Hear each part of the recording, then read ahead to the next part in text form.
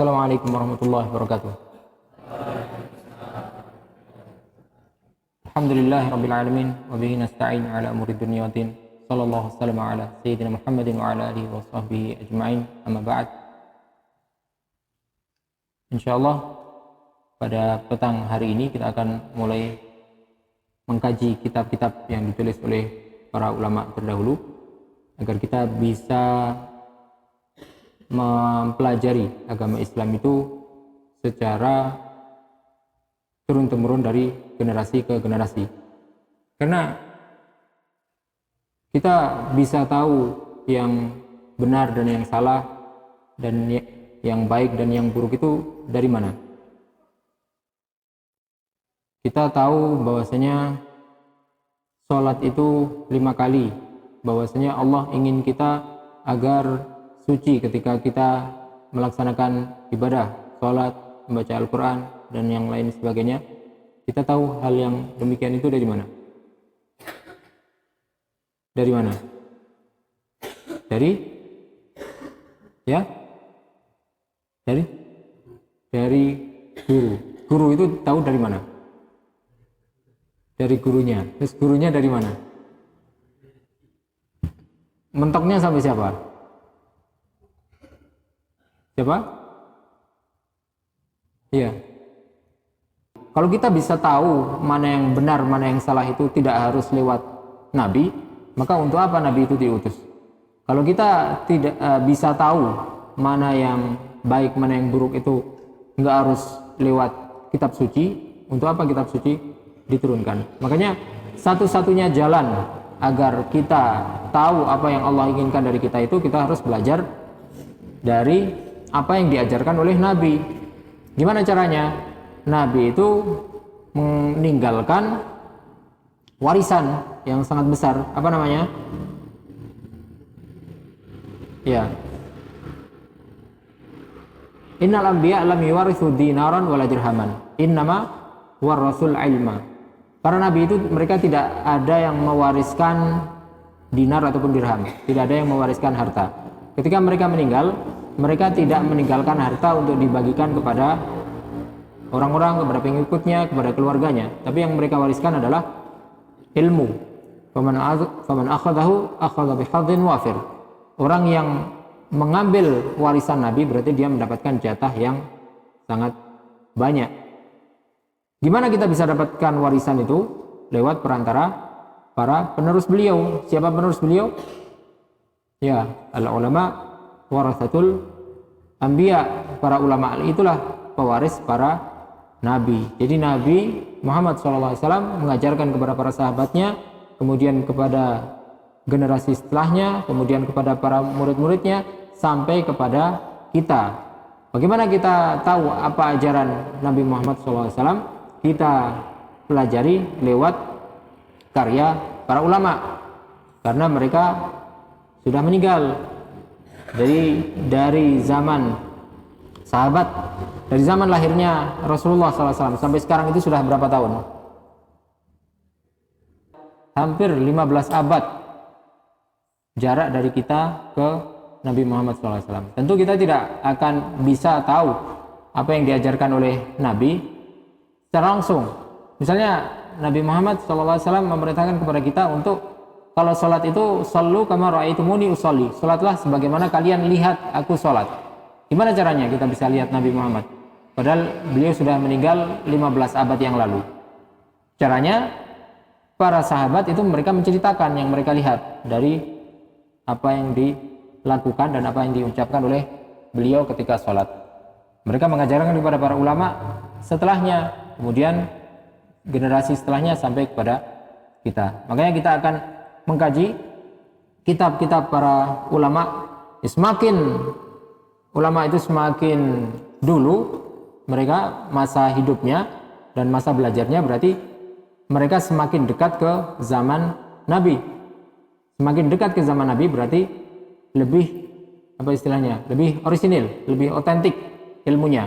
Karena kalau kita misalnya punya mata air itu mengalir ke sungai. Kira-kira mana yang lebih jernih? Yang dekat dengan mata air atau yang paling jauh? Yang dekat itu masih sangat sedikit tercemari. Masih kotoran yang masuk ke dalam air itu masih sedikit. Tapi semakin jauh, maka kotoran-kotoran dari sungai, kotoran dari tanaman-tanaman itu akan semakin banyak tercampur.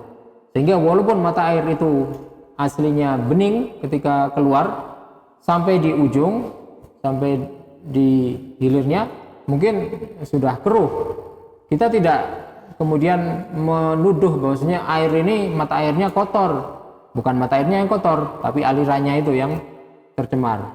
Jadi sumbernya bening, sumbernya jernih, tapi karena mengalir melewati banyak jalan, maka menjadi semakin kotor.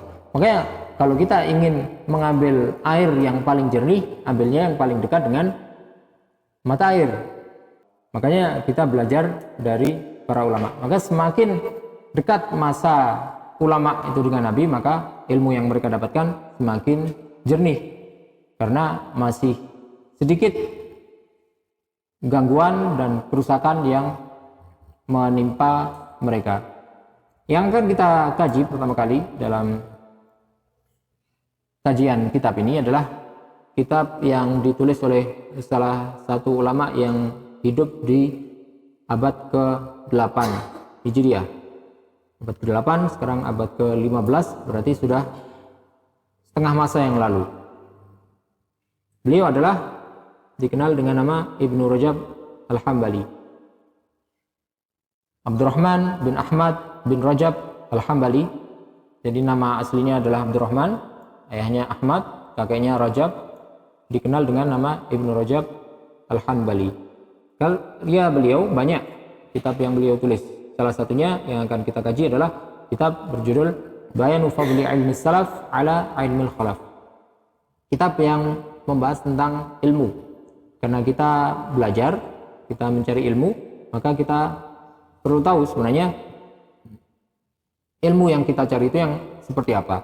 Bagaimana cara mencarinya, apa saja yang perlu untuk kita perhatikan ketika mencari ilmu, dan sebagainya. Kitab yang akan kita kaji ini Bayanu Fadli Ilmi Salaf ala Ilmil Khalaf. Artinya adalah keutamaan ilmu generasi salaf atas ilmunya khalaf. Ini yang akan kita pelajari. Siapa itu salaf? Siapa itu khalaf? Salaf dan khalaf adalah istilah yang digunakan oleh para ulama untuk menunjukkan generasi. Salaf secara bahasa artinya adalah pendahulu. Dalam sebuah hadis Rasulullah SAW menyebutkan khairun nasi qarni tsumma alladhina yalunahum tsumma alladhina yalunahum. Sebaik-baik masa adalah masaku, zamanku, zamannya Rasulullah SAW, para sahabat yang hidup di masa itu. Kemudian setelah itu, yang terbaik setelah masa mereka adalah yang datang setelah mereka, generasi penerus dari sahabat. Kemudian setelah itu, generasi setelah mereka. Beliau menyebutkan 2 atau 3 generasi setelah itu. Jadi ini adalah masa yang terbaik yang disebutkan oleh beliau, dan generasi mereka itu disebut sebagai generasi salaf. Maka siapa itu salaf? Salaf itu adalah para sahabat, para tabi'in, dan atba tabi'in. 3 generasi itu disebut sebagai generasi salaf, atau kita kenal dengan istilah as-salafus sholih. Salafus sholih itu adalah generasi mereka, generasi terbaik dari umat ini. Orang-orang yang terbaik itu ada di zaman mereka. Jadi ini adalah orang-orang yang paling utama. Setelah para nabi, yang paling utama itu adalah para sahabat, dan para sahabat yang paling utama itu adalah Abu Bakar, kemudian Umar, Utsman, Ali, kemudian para sahabat setelahnya. Yang paling utama setelah sahabat adalah generasi setelahnya, karena Rasulullah SAW menyebutkan khairun nasi qarni. Generasi yang paling utama adalah generasiku, masaku, kemudian setelah mereka, kemudian setelah mereka. Sahabat, setelah sahabat namanya tabi'in, setelah tabi'in namanya tabi'in atau atba' kalau banyak namanya atba', jamak dari tabi', atba' tabi'in. 3 generasi ini yang disebutkan oleh beliau sebagai khairun nas, manusia yang paling utama. Maka kalau kita ingin meneladani, kita ingin melihat bagaimana ajaran Islam itu dijalankan dengan benar, itu di masa 3 generasi ini yang dikenal dengan generasi salaf atau as-salafus shalih. Siapa itu sahabat? Sahabat itu siapa? Ya. Man ra'a an-nabiyya sallallahu alaihi wasallam mu'minan bihi wa mata 'alal iman. Orang yang pernah melihat, pernah saja sudah dihukumi sebagai sahabat. Orang yang pernah melihat Rasulullah SAW dalam keadaan dia beriman kepada beliau dan matinya dalam keadaan beriman, itu sahabat. Jadi siapapun kaum muslimin yang pernah melihat, apalagi hidup bersama, pernah berbicara dengan Nabi, itu namanya sahabat. Sahabat itu jumlahnya sangat banyak. Ketika haji dilakukan oleh Rasulullah SAW, haji terakhir dan juga haji pertama dalam Islam, haji wada dilakukan oleh Nabi, beliau berkhutbah di Arafah, itu yang hadir jumlahnya sampai 120-an ribu kaum muslimin. Jadi para sahabat itu jumlahnya ratusan ribu, karena lebih dari itu. Kemudian yang dinamakan dengan tabi'in itu siapa? Iya, seperti sahabat, tapi yang dilihat adalah bukan Nabi. Tabi'in itu adalah kaum muslimin yang hidup setelah masa sahabat, belum pernah melihat Nabi, tapi yang pernah dilihat adalah sahabat. Jadi orang yang pernah melihat sahabat itu namanya tabi'in. Jadi muridnya para sahabat itu adalah tabi'in. Setelah tabi'in namanya atba' tabi'in, pengikutnya tabi'in. Tabi'in sendiri artinya adalah pengikutnya para sahabat. Jadi 3 generasi ini yang disebut sebagai salaf. Ada tidak orang yang hidup di zaman Nabi, tapi orang Islam yang hidup di zaman Nabi tapi tidak pernah melihat Nabi? Ada tidak? Ya. Salah satunya adalah itu Uwais Al-Qarni, yang bahkan dia belum pernah melihat Nabi, Nabi juga belum pernah melihat dia, tapi Nabi kenal dengan dia. Kenapa? Karena dia mulia di sisi Allah. Allah yang memberitahu kepada Nabi bahwa ada seorang laki-laki yang tinggalnya di Yaman, dia belum pernah melihatmu dan kamu juga belum pernah melihatnya, tapi dia adalah salah satu orang terbaik. Kenapa? Dia sebenarnya pengen ke Madinah untuk hijrah tinggal bersama Nabi, tapi tidak dilakukan. Karena apa? Karena dia berbakti kepada ibunya, karena dia ngurusi ibunya yang sudah tua, makanya dia tidak datang ke kota Madinah. Tapi dia adalah orang yang walaupun bukan sahabat, tapi dia adalah orang yang dimuliakan oleh Rasulullah SAW. Bahkan kata beliau, kalau kalian bisa untuk minta didoakan oleh dia, lakukan. Makanya ketika Umar menjadi khalifah, pada musim haji, dia tanya sama orang-orang yang datang dari Yaman, siapa yang kenal dengan Uwais, berasal dari kabilah Qarn. Ditanya satu-satu sampai akhirnya ketemunya sama Umar, datangnya ketika musim haji pada zaman Umar. Siapa namanya? Apa istilahnya orang Islam yang hidup di zaman Nabi tapi tidak pernah bertemu dengan beliau? Namanya mukhadram. Ini yang akan kita pelajari, fadlu ilmi salaf ala ilmil khalaf. Keutamaan ilmunya salaf atas ilmunya khalaf. Khalaf itu siapa? Khalaf itu yang bukan salaf. Itu khalaf.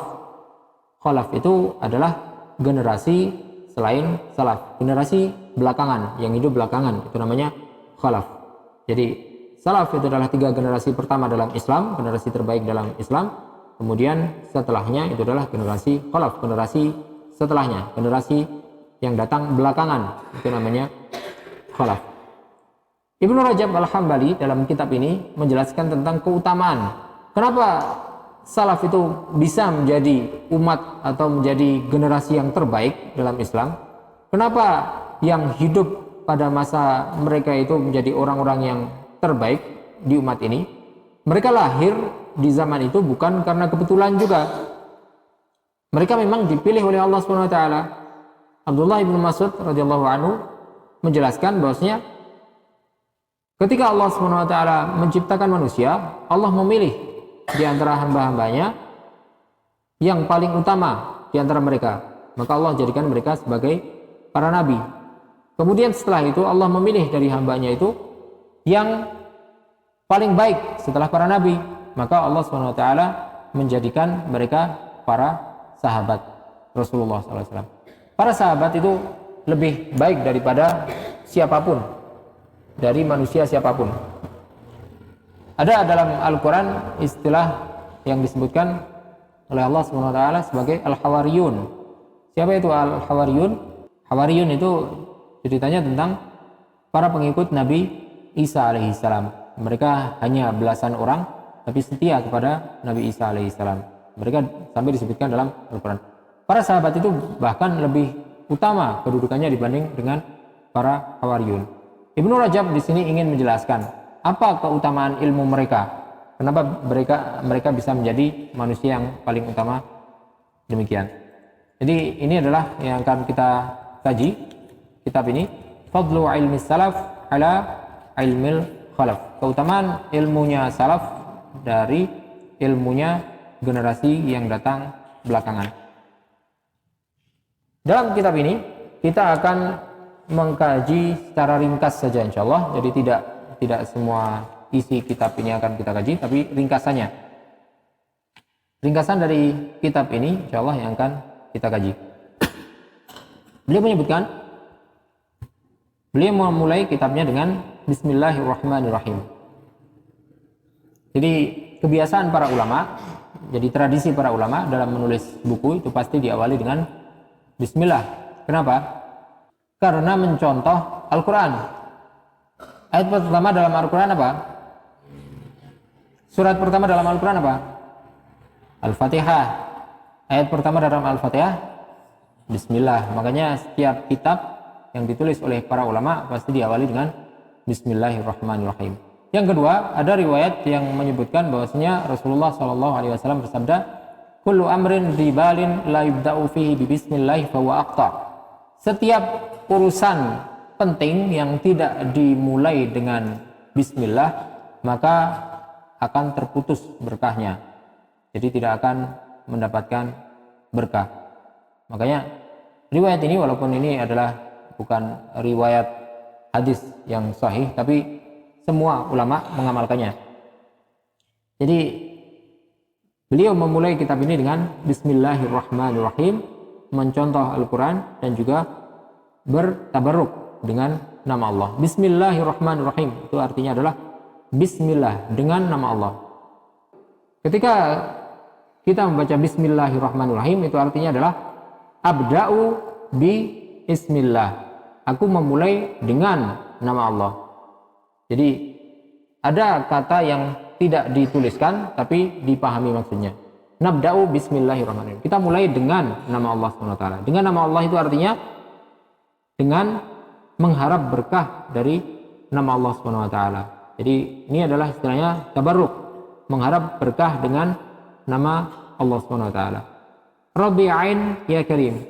Alhamdulillahi Rabbil Alamin. Wa sallallahu ala Muhammadin wa alihi wa sahbihi ajma'in. Wa sallama tasliman katsira.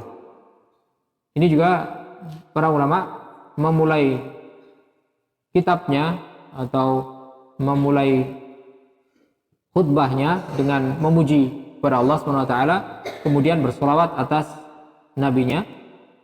Amma ba'd itu karena mengikuti Rasulullah SAW dalam setiap khutbah, dalam setiap ceramah yang disampaikan oleh Rasulullah SAW, beliau pasti mengucapkan amma ba'd, kemudian setelah itu baru apa yang disampaikan. Fahadhihi kalimatun mukhtasarah fi ma'na al-ilm wa inqisamihi ila ilmin nafi' wa ilmin ghairi nafi'. Ini adalah susunan kata yang ringkas yang akan membahas tentang arti dari ilmu. Jadi judul kitab ini adalah keutamaan ilmu salaf atas ilmu khalaf. Ibnu Rajab Al-Hambali yang pertama akan dibahas adalah tentang apa itu ilmu. dan juga kemudian setelah itu dia akan membahas tentang inqisamihi ila ilmin nafi' wa ilmin ghairi nafi'. Dia akan membahas tentang pembagian ilmu, bahwa ilmu itu ada yang disifati sebagai ilmu yang bermanfaat dan ilmu yang tidak bermanfaat. Makanya jangan salah mencari ilmu. Jangan sampai ilmu yang dikumpulkan itu ternyata bukan ilmu nafi'. Ternyata ilmunya tidak bermanfaat.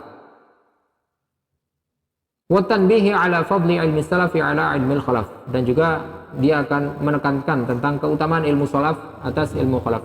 Fa naqulu wa billahil musta'an wa la haula wa la quwata illa billah. Kemudian dia akan membahas tentang bab yang pertama atau pembahasan yang pertama tentang ilmu. Qad dzakara Allah Ta'ala fi kitabih al-ilma taratan fi maqamil madah wa huwa al-ilmu nafi' wa taratan fi maqamidz dzam wa huwa al-ilmu alladzi la yanfa. Allah SWT dalam Al-Qur'an menyebutkan tentang ilmu, tapi terkadang ilmu yang disebutkan itu disebutkan dalam ketika Allah SWT memuji ilmu itu.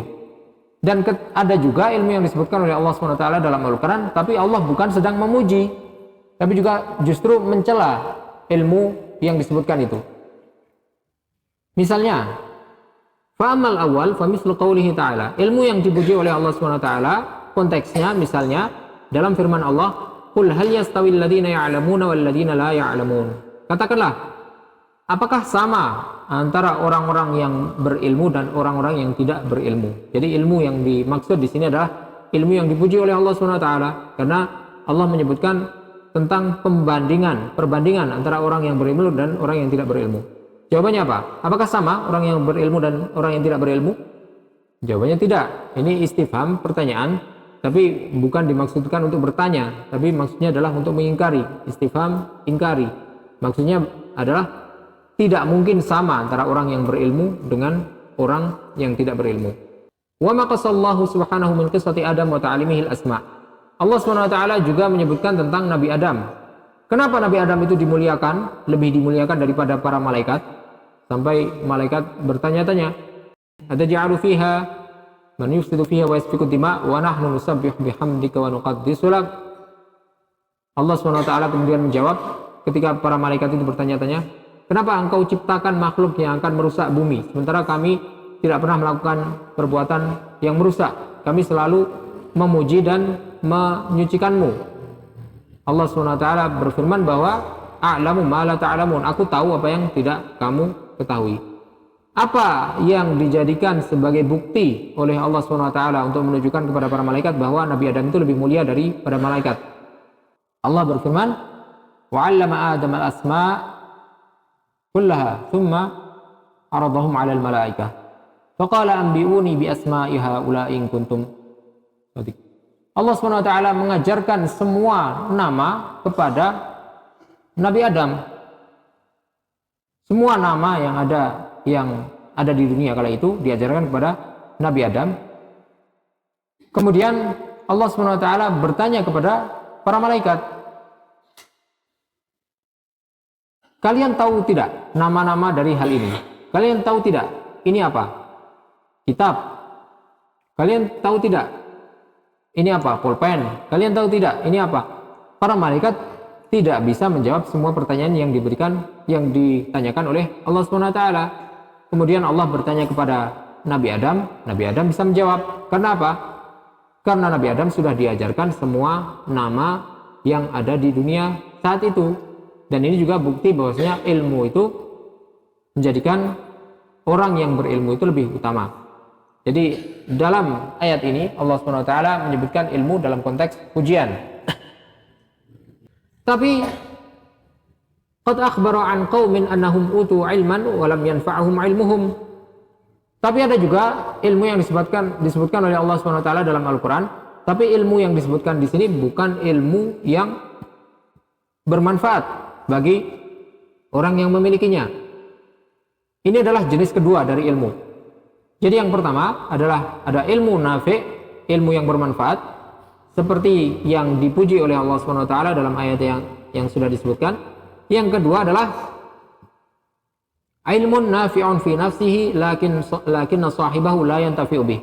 Ada ilmu yang sebenarnya itu ilmu yang bermanfaat, tapi pemiliknya tidak menggunakannya, tidak memanfaatkannya. Misalnya apa? Misalnya Allah SWT berfirman, "Matsalul ladzina hummilut Taurata tsumma lam yahmiluha kamatsalil himar yahmilu asfara." Allah membuat perumpamaan orang-orang yang diberi Taurat. Siapa yang diberi Taurat itu? Kaumnya Nabi Musa. Jadi kaum Nabi Musa itu diberi risalah berupa Taurat. Kaumnya Nabi Musa itu diberi Taurat. Bani Israel itu diturunkan kepada mereka kitab Taurat. Perumpamaan orang-orang yang diberi Taurat kemudian mereka tidak menggunakannya. Mereka tidak mengamalkan isinya. Kamatsalil himari yahmilu asfara. Perumpamaannya adalah seperti keledai yang membawa buku. Keledai membawa buku itu gimana? Yang dibawa keledai itu berharga atau tidak? Bukunya. Bukunya berharga, tapi bermanfaat tidak untuk keledainya? Tidak, dia nggak baca. Jangankan mau membaca, bisa saja tidak. Makanya Allah membuat perumpamaan ini. Orang-orang yang diberi Taurat, Bani Israel itu, mereka sudah diturunkan Taurat bagi mereka, tapi tidak mengamalkannya. Jadi mereka punya ilmu tapi tidak dimanfaatkan. Inilah contoh ilmu yang kedua. Ilmu yang sebenarnya bermanfaat tapi tidak digunakan oleh pemiliknya. Ini ilmu aslinya, sifatnya ilmunya bermanfaat. Ilmun nafi'un fi dzatihi lakin sahibahu la yantafi'u bihi. Ilmu yang aslinya itu bermanfaat tapi tidak digunakan oleh pemiliknya. Ini ilmu yang kedua. Jangan sampai kita seperti Bani Israel yang diserupakan seperti keledai membawa buku, keledai membawa kitab.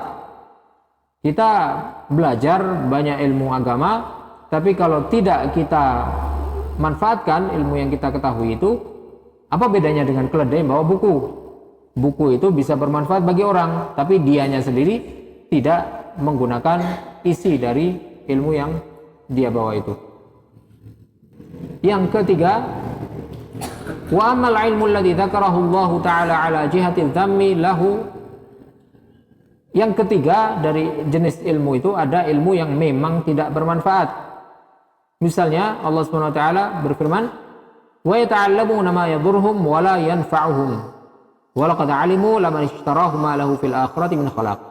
Mereka ada orang-orang yang mempelajari, mencari ilmu, mempelajari hal yang membahayakan mereka dan tidak bermanfaat bagi mereka. Apa ini? Mereka belajar hal yang bermanfaat dan tidak memberi manfaat bagi mereka. Ini adalah ilmu yang tidak bermanfaat. Ilmu apa ini? Allah menyebutkan ayat ini ketika menjelaskan tentang sihir. Jadi orang-orang Bani Israel juga, mereka meninggalkan isi Taurat dan justru malah mengikuti perkataan setan yang disampaikan melalui sihir. Sihir itu adalah disebutkan oleh Allah SWT sebagai ilmu juga, yata'allamun, mereka belajar, tapi ilmu yang tidak bermanfaat. Jadi di sini ada 3 macam ilmu yang disebutkan dalam Al-Quran. Yang pertama adalah ilmu yang bermanfaat, itu adalah ilmu yang dipuji oleh Allah SWT. Yang kedua, ilmu yang bermanfaat tapi tidak dimanfaatkan oleh pemiliknya. Ilmunya baik tapi pemiliknya yang dicela. Yang ketiga adalah ilmu yang tidak bermanfaat sama sekali. Contohnya adalah ilmu sihir. Jadi kita harus bisa mengetahui bahwa ilmu itu tidak semuanya dipuji. Ada ilmu yang tidak dipuji, ada ilmu yang dicela oleh Allah SWT, bahkan disifati dengan ilmu yang tidak bermanfaat. Wa yata'allamuna ma yadurruhum wa la yanfa'uhum. Mereka belajar hal yang membahayakan mereka dan tidak bermanfaat bagi mereka sama sekali. Walidzalika ja'atis sunnatu bi taqsimil ilmi ila nafi' wa ila ghairi nafi'. Karena itu pula dalam banyak hadis Rasulullah SAW menyebutkan tentang ilmu. Beliau mensifati ilmu itu ada kalanya beliau mengatakan ilmu bermanfaat dan ilmu tidak bermanfaat. Bahkan wal isti'adzati minal ilmi alladzi la yanfa' wa su'alil ilmal nafi'. Bahkan Rasulullah SAW dalam beberapa hadis menyebutkan tentang doa meminta perlindungan kepada Allah dari ilmu yang tidak bermanfaat. Jadi bukan hanya jangan dipelajari, tapi juga jangan sampai kita mendapatkan ilmu yang tidak bermanfaat. Misalnya, fi sahih Muslim an Zaid bin Arqam anna Nabi sallallahu alaihi wasallam kana yaqul, dalam kitab Sahih Muslim disebutkan dalam riwayat yang sahih, hadis yang sahih, bahwa Rasulullah sallallahu alaihi wasallam salah satu doa yang sering beliau baca adalah Allahumma inni a'udzubika min ilmin la yanfa' wa min qalbin la yakhsha' wa min nafsin la tashba' wa min da'watin la yustajabu laha. Ya Allah, aku berlindung kepadamu dari ilmu yang apa? Ilmu yang tidak bermanfaat, dan dari hati yang tidak bisa khusyuk, tidak bisa tenang, wa min nafsin la tashba', dari jiwa, dari nafsu yang tidak pernah kenyang, tidak pernah puas. Jadi nafsu yang selalu ingin terus, itu bukan nafsu yang baik. Nafsu apapun itu, nafsu makan, nafsu berbicara, nafsu bermain, nafsu apapun, nafsu itu keinginan yang tidak pernah terpuaskan. Wa min da'watin la yustajabu laha, dan dari doa yang tidak diijabahi. Di sini Rasulullah SAW meminta perlindungan kepada Allah agar jangan sampai dia mendapatkan ilmu yang tidak bermanfaat. Allahumma inni a'udzubika min ilmin la yanfa' wa min qalbin la yakhsha' wa min nafsin la tashba' wa min da'watin la yustajabu laha. Beliau saja berdoa seperti itu. Tujuannya apa? Agar mengajari kepada kita agar kita juga berdoa seperti itu. Karena ilmu yang diterima oleh Rasulullah SAW pasti ilmunya bermanfaat. Tapi beliau berdoa seperti itu agar kita mengikutinya. Jangan sampai kita terkena ilmu yang tidak bermanfaat. Wa kharaja An-Nasa'i min hadits Jabir anna Nabi sallallahu alaihi wasallam kana yaqul, dalam hadis lain dalam Sunan An-Nasa'i ada sebuah riwayat hadis yang menyebutkan bahwasanya Rasulullah SAW berdoa dengan doa Allahumma inni as'aluka ilman nafi'an wa a'udzubika min ilmin la yanfa'. Ya Allah, aku meminta kepadamu ilmu yang bermanfaat dan aku berlindung kepadamu dari ilmu yang tidak bermanfaat. Jadi di sini Rasulullah SAW menegaskan sekali lagi bahwa ilmu itu ada kalanya ilmu bermanfaat, ada kalanya ilmu itu tidak bermanfaat. Yang harus kita minta kepada Allah adalah ilmu yang bermanfaat, dan kita jauhi adalah ilmu yang tidak bermanfaat. Makanya tidak semua ilmu itu, sebagaimana yang tadi disebutkan, tidak semua ilmu itu dipuji oleh Allah SWT. Jangan sampai kita mendapatkan ilmu yang salah, ilmu yang tidak bermanfaat. Bahkan Nabi pun mengajarkan kepada kita agar berdoa, Allahumma inni as'aluka ilman nafi'an wa a'udzubika min ilmin la yanfa'. Aku meminta kepadamu ya Allah ilmu yang bermanfaat dan berlindung kepadamu dari ilmu yang tidak bermanfaat. Jangan sampai yang kita pelajari adalah ilmu yang tidak bermanfaat.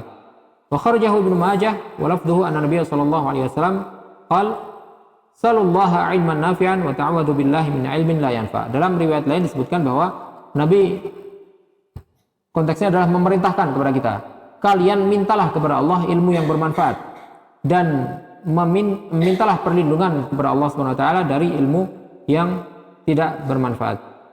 Dalam hadis yang lain, wa kharajahu Tirmidzi min hadis Abi Hurairah anna Nabiy sallallahu alaihi wasallam kana yaqul, riwayat yang lain menyebutkan bahwa doa yang beliau panjatkan adalah Allahumma anfa'ni bima 'allamtani wa 'allimni ma yanfa'uni wa zidni ilma. Ya Allah, berilah manfaat kepadaku dari ilmu yang Kau berikan kepadaku, dan ajarkanlah kepadaku ilmu yang bermanfaat dan tambahkan ilmu bagiku. Allahumma anfa'ni bima 'allamtani wa 'allimni ma yanfa'uni wa zidni ilma. Jadi Rasulullah SAW mengajarkan kepada kita agar kita minta kepada Allah ilmu yang benar, ilmu yang bermanfaat, dan dijauhkan dari ilmu yang tidak bermanfaat. Ilmu yang tidak bermanfaat itu bukan hanya sihir saja. Sihir itu salah satu contohnya. Ada ilmu-ilmu lain yang nanti akan disebutkan oleh Ibnu Rajab Al-Hambali rahimahullah tentang apa saja ilmu yang tidak bermanfaat. Ini adalah ilmu-ilmu yang disebutkan oleh Allah SWT dalam Al-Quran dan juga yang disebutkan oleh Rasulullah SAW dalam hadisnya, yang menunjukkan kepada kita bahwasanya sekali lagi tidak semua ilmu itu dipuji oleh Allah SWT. Tidak semua ilmu itu diajarkan agar kita memintanya, tapi di antara ilmu itu ada ilmu yang baik, ada ilmu yang tidak baik. Allah SWT memuji ilmu yang bermanfaat, Allah SWT mencela ilmu yang tidak bermanfaat. Rasulullah SAW mengajarkan kepada kita agar berdoa, meminta kepada Allah ilmu yang bermanfaat dan berlindung dari ilmu yang tidak bermanfaat.